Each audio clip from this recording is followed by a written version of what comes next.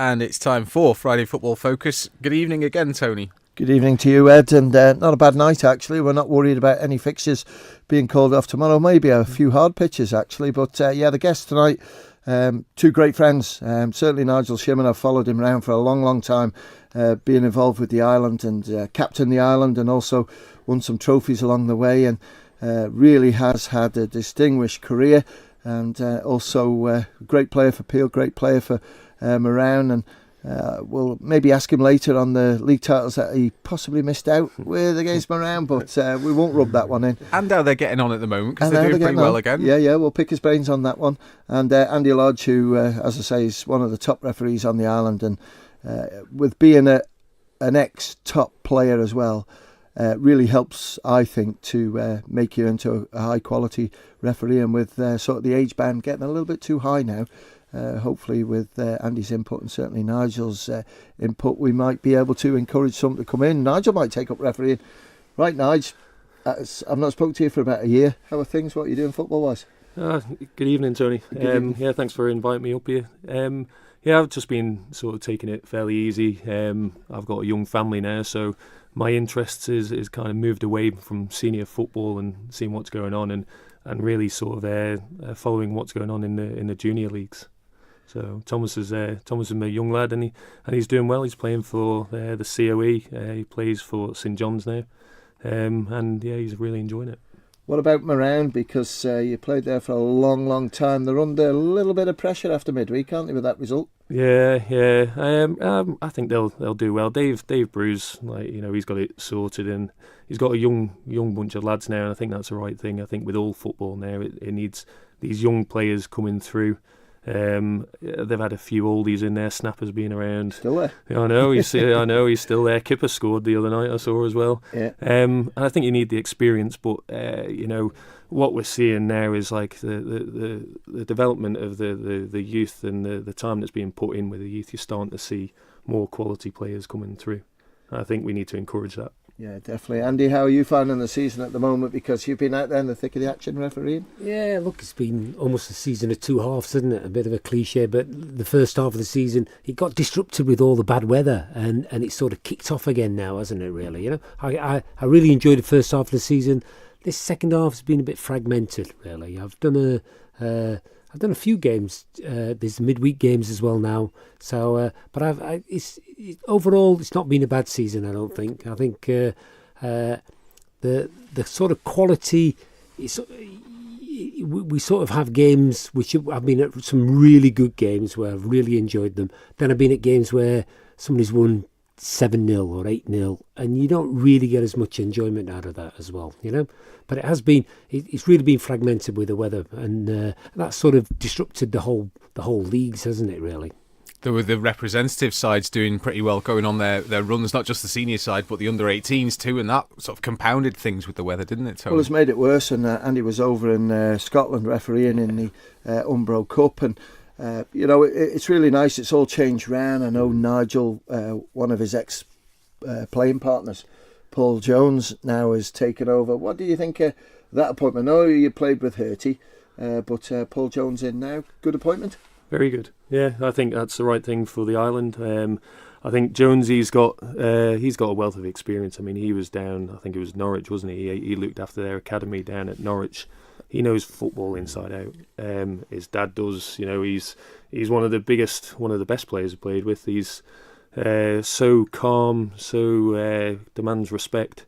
I think it's the right thing for the island. I think we're at a transition now where we've had a core group of players from St George's that have pretty much dominated that senior football, and I think Jonesy's vision will, he'll be able to see and pick out talent from around the island. And what about his backroom staff, Lee Dixon and Steve Burns? I think that they're fantastic appointments. Yeah, I think Lee Dixon's great. I think another one with a great experience, good passion for the game. He's learning things all the time. I know he goes over to the UK with his daughter. He picks up stuff. He brings it back. He puts it into his coaching. I think he's a really good coach. I think they're a good team. And like Nigel said, I think it's well positioned for the future. You can't expect everything overnight, but it's well positioned. I think you've got the right team in there. Yeah. to do well. Burnsy and Dicko will be, that, like you said, that team there it's exactly what we need. Yeah, it's great. Yeah. You were in the side, Nigel, back when a lot of those St George's guys were not necessarily coming through. I think they'd come through already, but they were very much younger at the time, weren't they? And that was a bit of a transitional phase, really, with those guys coming in and some of the older guards stepping down. And we're back sort of at that point again. It's sort of come full circle for a lot of those Geordies guys. So what's it like going through that sort of transition and saying goodbye to some of the experience and seeing the younger fellas come in? You just had to see the quality that was coming through. I mean, when you see that quality coming through, it's easy to sort of move on and that they're great players themselves. And I suppose if they're all coming through from one club as well, that helps because the relationships are already there. Yeah, exactly. I think the most important thing is I know from my time there was no cliques. Everyone felt they was part of a team, and to me that's the most important thing. That these guys, and you've played top level football. It shows you how short a career it is. It's a very transient. You can be, they all coming through. It looks great, and then they disrupt the standard, the players who are in the team, and then guess what? 5-6 years later, they get disrupted themselves with somebody else coming through, and that's how football is, and how it should be, isn't it? Yeah. And you see it at the highest level. The best one, of course, was Ferguson, who completely kept disrupting his team, didn't he? He kept putting somebody new in it and changing it, And you have to be prepared for that. You've got to evolve. Well, one thing I wanted to actually chat about this evening, Tony, particularly with you as a fan of the club, we'll just go off Ireland for a few minutes. But Arsenal, I mean, Arsene Wenger's been another one who over the years, maybe not as successfully in the last few years, but certainly initially, the way that he managed to develop his teams and clear out the older fellas and usher in the younger ones, I mean, his success has been incredible and his impact on British football has been incredible. Oh, he's absolutely fantastic when he's appointed in 1996, and he was lucky that, I wouldn't say he inherited a great side, but he was able to develop those players. And one of my favourite players was Tony Adams, and I've read his autobiography, and just the way Wenger came in and actually probably saved his career because he liked Ashandia too. And Paul Merson was another one. When you look at players, and I heard a rumour today, Patrick Vieira could be a possible replacement, but when I look at Emmanuel Petit, Overmars, but Thierry Henry was £10.5 million, and they brought him in from a centre forward, put him on that left hand side, and he just came in and sort of replaced Ian Wright. And then when you look at other players that we've had, Freddie Lundberg and people like that, it's great, but nothing takes away from that defence of Winterburn, Dixon, and then you had Keown, Bold or Adams, and then David Seaman in goals. It was fantastic, but I don't know who to get in now, boys. Yeah, but he didn't. He actually inherited all of those. He didn't buy those. He inherited all those as a back four and made them better. Yeah, he certainly prolonged their careers, He changed the nutrition in football. He brought sports science into it. He was a real disruptor of the industry, and he's just gone on a bit too long. Because I'm really glad he's announced that he's going, because they don't want to sack him. Arsenal didn't want to sack him, and I'm glad he's announced it. And he might be able to tweak a bit out of this last few performances for Arsenal. They might win the Europa Cup. Yeah. But if not, we should be celebrating what he's done. If he stayed for another 2-3 years, we'd all be saying, "Oh, he's stayed too long, hasn't he?" And you'd be concentrating on what he's done in the last 2 years, instead of the last 20 years. Because it had been looking like it was going that way, hadn't it? Not winning a league title since the Invincibles in 2004. But then there's been this late flourish, certainly with the FA Cups. I mean, he's won 3 in the last 4 years to take it to a record of 7 just for him now. I mean, most football clubs in their histories in England don't have 7 FA Cup wins, so that alone is incredible, isn't it? Is a tough act to follow, and just like at the big clubs and almost at big corporates, big banks and big institutions, it's a big job being a manager or being head coach at a top club, and you've got to have the right maturity about it. You've got to have the right experience, and there aren't many managers that could take that. You're not. I don't think you're going to get a new manager at it. And not any of the English names that have been bandied about. I think Vieira might get a chance at it because he's got experience with coaching at Manchester City, and then he's been coaching in New York, hasn't he? Yeah, so he might get a chance of it because of his Arsenal connections. But you think nowadays that they're going to have to go for somebody who's got a bit of international experience. Who would you like to see, Tony, as a fan of the club? I'd love to see Tony Adams, but it's not going to happen because when I watched him manage at Granada, I just thought, wow, you're miles away, man. Yeah. Steve Bowles not the answer neither. I know Wenger's stone-faced, but Steve Bowles even worse. Pat Rice is obviously too old, and he did a great job before Steve Bowles. Is there anybody that didn't play for Arsenal that could manage him? There's probably someone out there, but where Wenger was clever, we've basically, I don't think we've got any debt. He's been very clever. I always remember Nicholas Anelka. He paid $500,000 for him and sold him for $22.5 million about 2.5 years later. That was incredible. But when you look at the ones he's got rid of before, Wilcott, did he right to sell him? Yes, he did. Oxlade-Chamberlain, he scored that wonder goal for Liverpool, got rid of him. But I look at United, Sanchez, Pogba. There's 130-40 million pounds worth of players there. They're not doing it for me. No, anyway. Look. Let's not get into that. But I do think the new manager. I mean, Wenger didn't have an Arsenal pedigree when they brought him in. I think it was David Dean who got him in, didn't he? Yeah. Right? And great name though, didn't he, Arsene? Great name. Wenger. In Arsene we trust. But so I don't think they have to have a. I think it'll be a nice to have, not an essential to have an Arsenal pedigree. But is a top job, is a great job in London. And these millionaire players love to live in London. Yeah. So if you get the right manager in there, Arsenal could be flying. You've got the right stadium. Let's get back ready to Manx footy. Yeah, indeed. Thanks very much. I just thought we'd take that little detour. We will go back to Manx footy. And then, Nigel, the other club that you played for in your career that you're really known for playing for as well was Peel. Yeah. What do you make of what they've been doing this season? Because they had been going great, and then last couple of matches the wheels just seem to have fallen off a bit. Yeah, I'm always disappointed to see it. I always want to see them. I think once you have a couple of bad results and a bad result pretty much means you're out of it. In the league, if you lose to St George's, then that means you're out of it, or Corinthians or wherever. You have to go through and win all these games. It's just tough, isn't it? It's tough at the minute for Peel, and I know they took a bit of a kick in the other night against St John's. So end of season. Hopefully, they've got nothing to play for. Maybe that's what it is. But big club, great facilities. Just need players to start taking responsibility and actually wanting to play and put the effort in. Because there is talent there is experience there, and there is a great crop of young players coming through as well. So they've got all the ingredients, really, haven't they? I think this sort of midweek game and Saturday game, it changes it. Because these Saturday games, September, everyone's up for it and they train hard and all like that.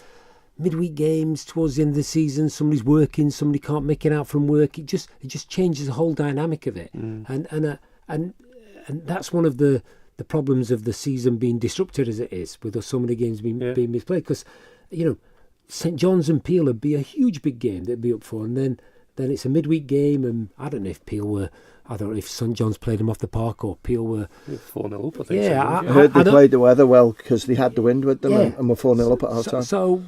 But it's a different game midweek to playing on a Saturday, isn't it? Yeah.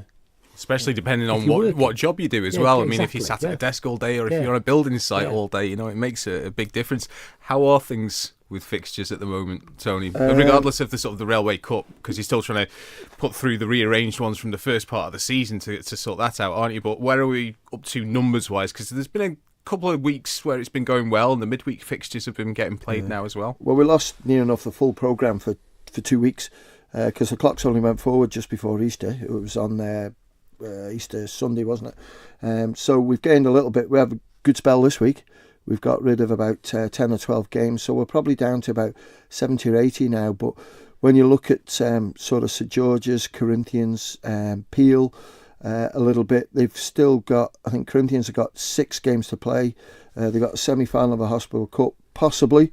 A semi-final of a Hospital Cup, possibly a final of a Hospital Cup, semi-final of a Railway Cup, a final of a Railway Cup, possibly.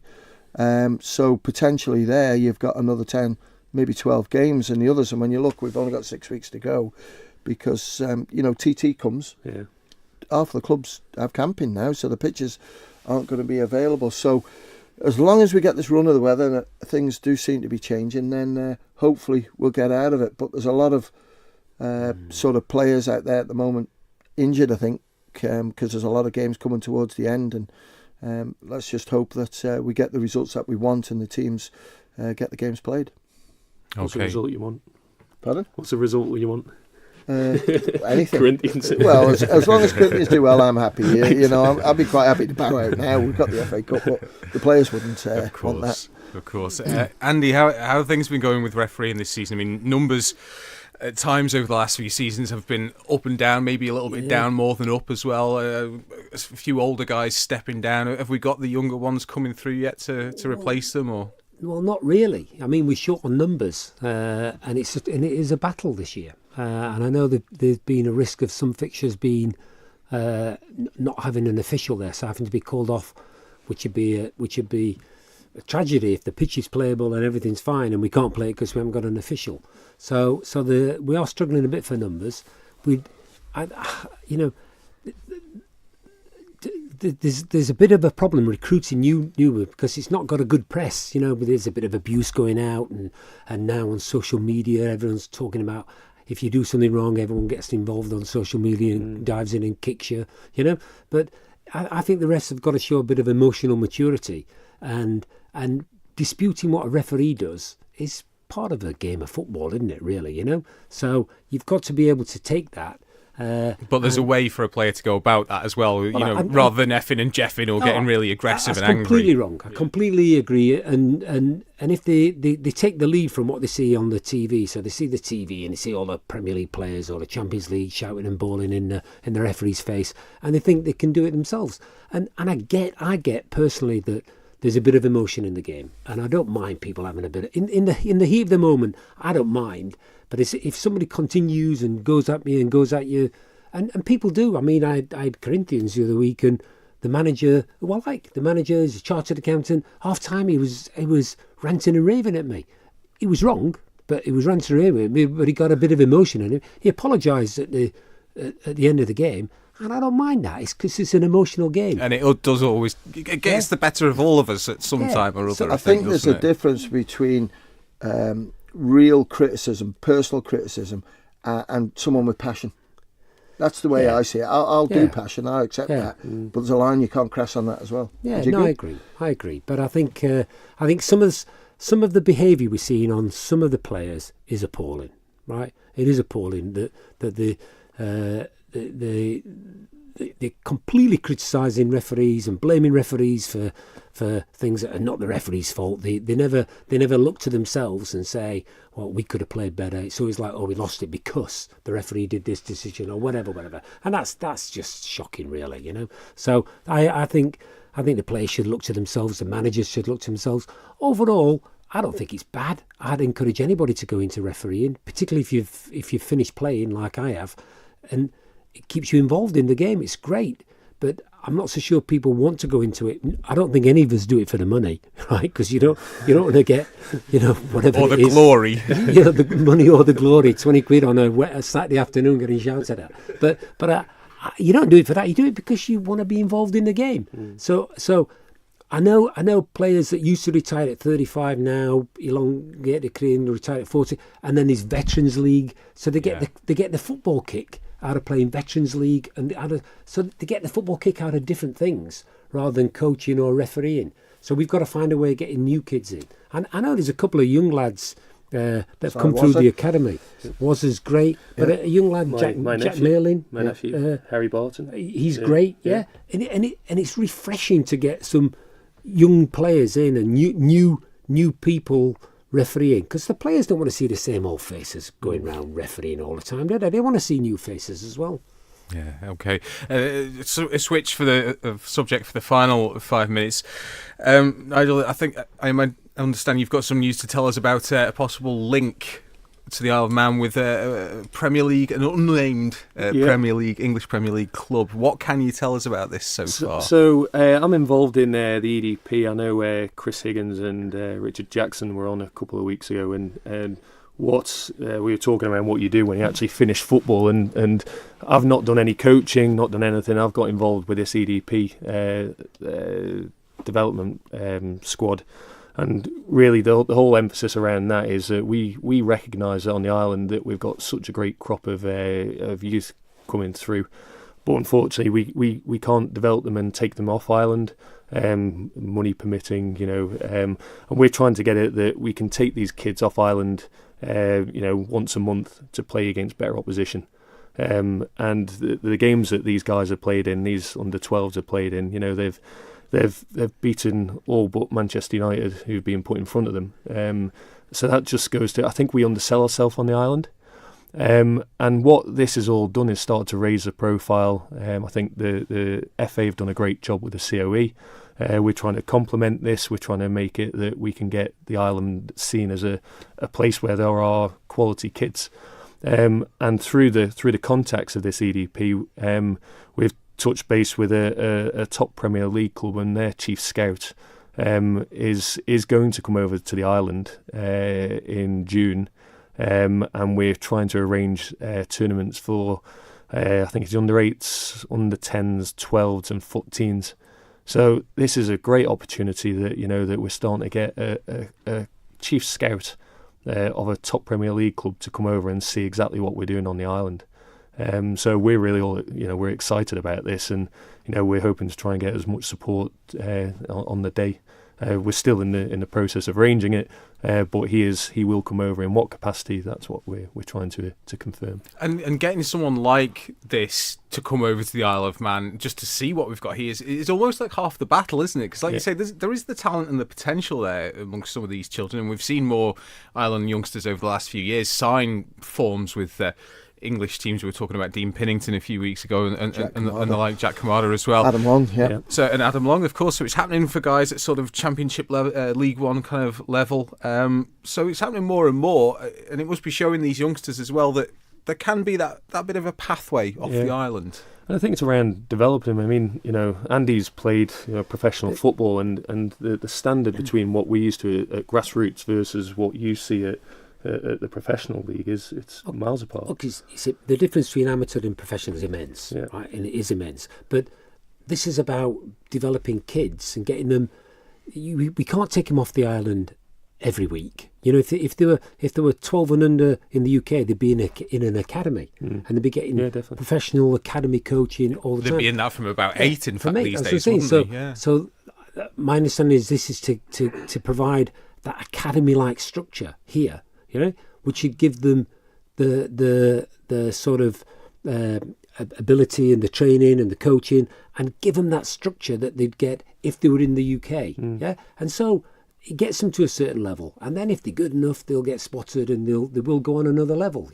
But you can't take somebody out of the Isle of Man at 14 and then put them in in an academy in the UK when these kids have been there since 8. They've got such a learning curve to go through to try and get to the right level. Of course, they're not going to make it. So this helps them to get to that standard, doesn't it? Yeah, that's I think you've got to do it in harmony, in conjunction, in addition to whatever you want to call it, to the FA. That's what they're doing. And it's got to complement it, hasn't it? And that's exactly what we're looking at. Is we're going to get. We've only been going for like 6 months, and you will come up against issues, and we've found that.